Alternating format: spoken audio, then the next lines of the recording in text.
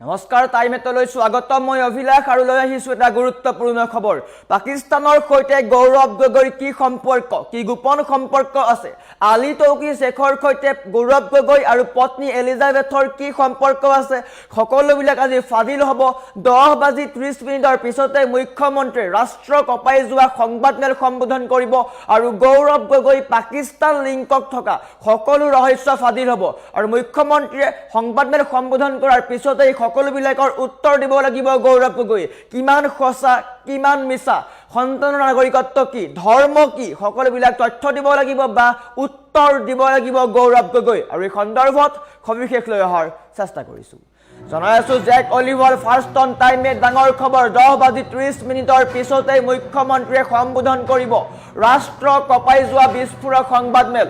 গৌৰৱ গগৈৰ বিৰুদ্ধে অহা পাকিস্তান লিংকৰ এছআইটিৰ প্ৰতিবেদন ৰাজহুৱা কৰা হ'ব সকলো ফাদিল হৈ পৰিব মাত্ৰ কেইটামান ক্ষণ আৰু তাকে লৈ কপনি উঠিছে ৰাজনৈতিক মহলত ৰাজনীতিক প্ৰেক্ষাপটত বৰ্তমান সময়ত হাহাকাৰ লাগিছে বিৰোধী ঐক্যত চাঞ্চল্যৰ সৃষ্টি হৈছে গৌৰৱ গগৈৰ পত্নী এলিজাবেথৰ নামত এতিয়াও পাকিস্তানৰ সক্ৰিয় হৈ আছে বেংক একাউণ্ট প্ৰথম কথা শত্ৰু ৰাষ্ট্ৰৰ পাকিস্তানৰ সৈতে কি চলিছে বা কিয় চলিছে আৰ্থিক লেনদেন ইয়াৰ উত্তৰ দিব লাগিব গৌৰৱ গগৈ গগৈ পৰিয়ালৰ উদ্দেশ্যক লৈ এতিয়া হাজাৰটা প্ৰশ্ন উত্থাপন হৈছে কিয়নো এগৰাকী সাংসদৰ সম্পৰ্ক আছে শত্ৰু ৰাষ্ট্ৰ পাকিস্তানৰ সৈতে গৌৰৱ গগৈৰ পত্নী আৰু তেওঁৰ দুই সন্তান ভাৰতীয় নাগৰিক নহয় ইয়াক লৈ উত্তৰ দিব লাগিব গৌৰৱ গগৈ এজন ভাৰতীয় সাংসদৰ পৰিয়ালৰ তিনিজনকৈ সদস্যই বিদেশী নাগৰিকত্ব বহন কৰাটোৱে সৃষ্টি কৰিছে তীব্ৰ চাঞ্চল্য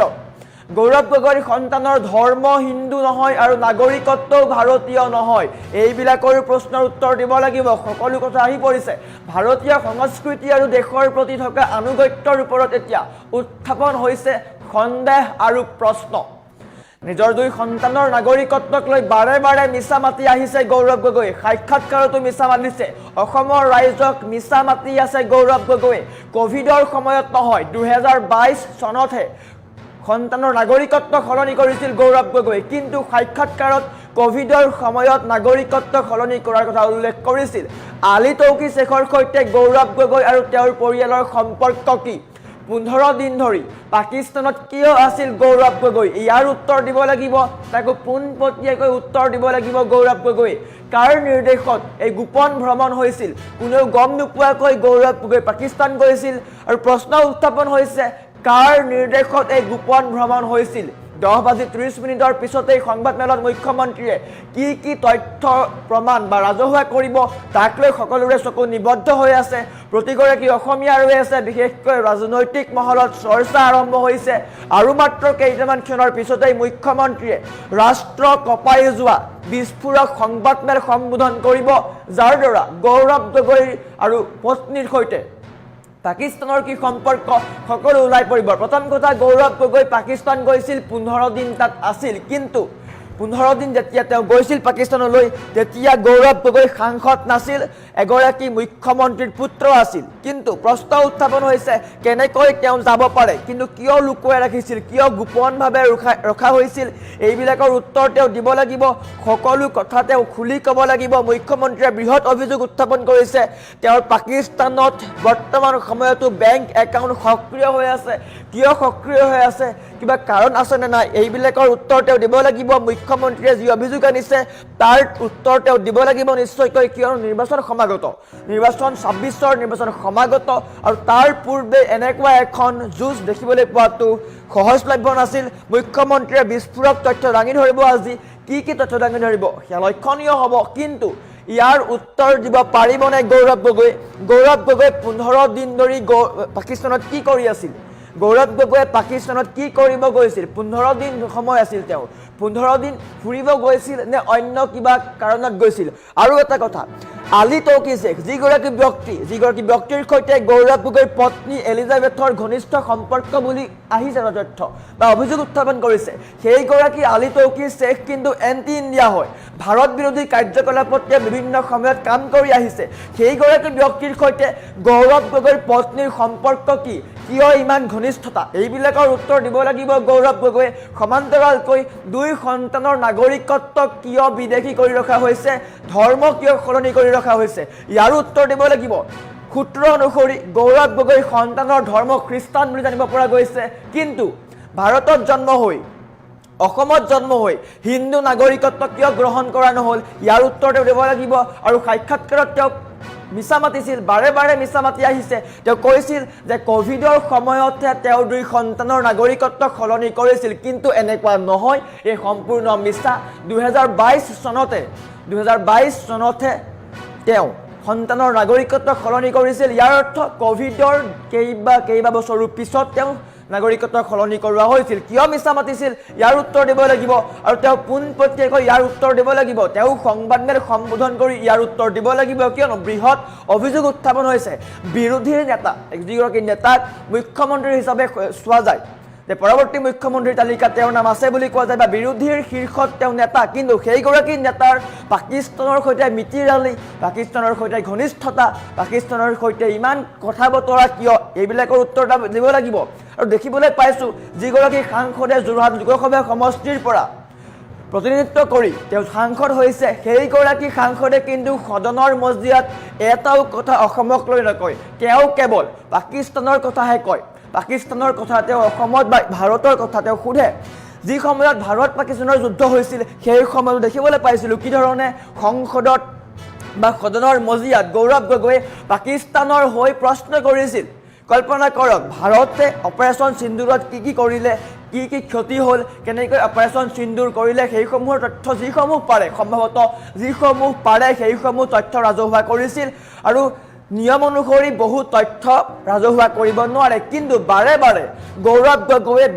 বিজেপিক বা শাসক পক্ষক হেঁচা দি আছিল যে তেওঁ পাকিস্তানৰ প্ৰশ্নসমূহৰ উত্তৰ দিব লাগে আৰু তাক লৈ এতিয়া প্ৰশ্ন উত্থাপন হৈছে যিগৰাকী সাংসদৰ পিতৃ মুখ্যমন্ত্ৰী আছিল যিগৰাকী সাংসদৰ পিতৃয়ে 15টা বছৰ অসমক শাসন কৰি আছিল সেইগৰাকী